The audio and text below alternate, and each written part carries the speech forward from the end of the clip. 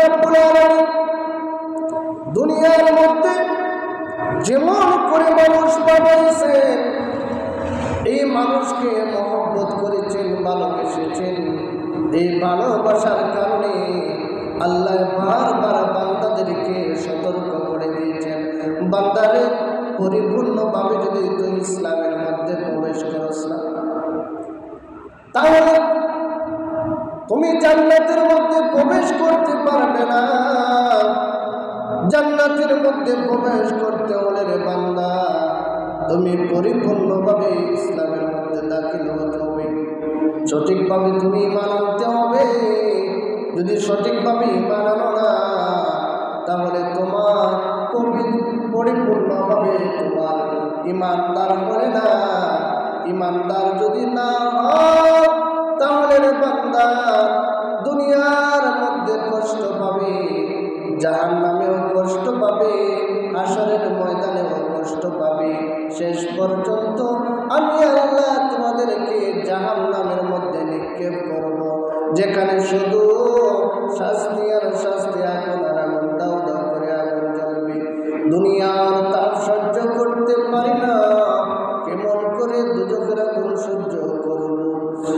এই দুনিয়ার আগুন সাধারণ আগুন, এই আগুনের কোথায় তো ওয়াজ করার পরেও মানুষগুলা বুঝতে পারে না, যার কারণে সে নামাজ পড়ে নাই, ইসলামের যে নিয়ম কারণ আছে সেটা মানে নাই, ইসলামের মধ্যে কেমন করে প্রবেশ করতে হয় সেটাও জানে না, মুসলমান কি সেটাও জানে না, মুমিন কি সেটাও জানে না।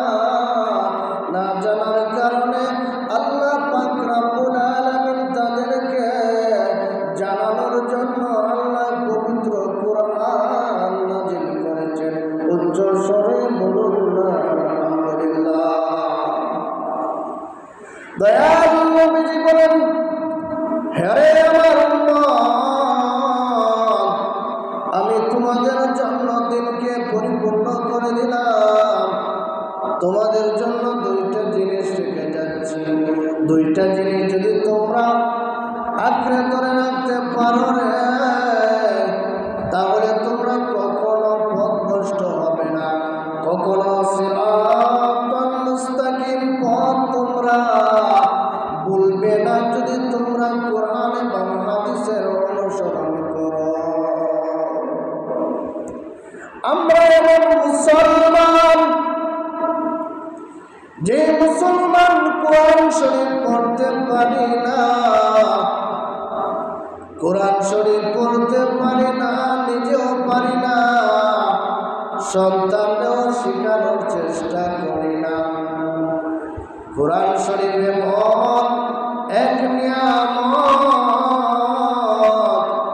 যে ব্যক্তি কোরআন শরীফ পড়বে, আল্লাহ পাক রব্বুল আলামিন বলেন, ও দুনিয়ার মানুষ জেনে রাখো রে, যারা কোরআন শরীফ পড়বে, কোরআনের আমল করবে, আমি আল্লাহ তাদেরকে এমন পাওয়ার দিব রে, এমন ক্ষমতা দিব, কাল হাসরের ময়দানে যখন তারা আত্মীয় স্বজন জাহান্নামী হয়ে যাবে, জাহান্নামের ফেরেশতারা আগুনের শিকল দ্বারা টেনে টেনে যখন জাহান্নামের মধ্যে নিক্ষেপ করতে নিয়ে যাবে, ওই মুহূর্তে যে ব্যক্তি কোরআন দুনিয়ার মধ্যে পড়েছিল, কোরআনকে ভালোবেসেছিল, কোরআনকে মহব্বত করেছিল, আল্লাহ পাক রব্বুল আলামিন ওই ব্যক্তিকে এত ক্ষমতা দান করবেন, বলবেন, বান্দারে যা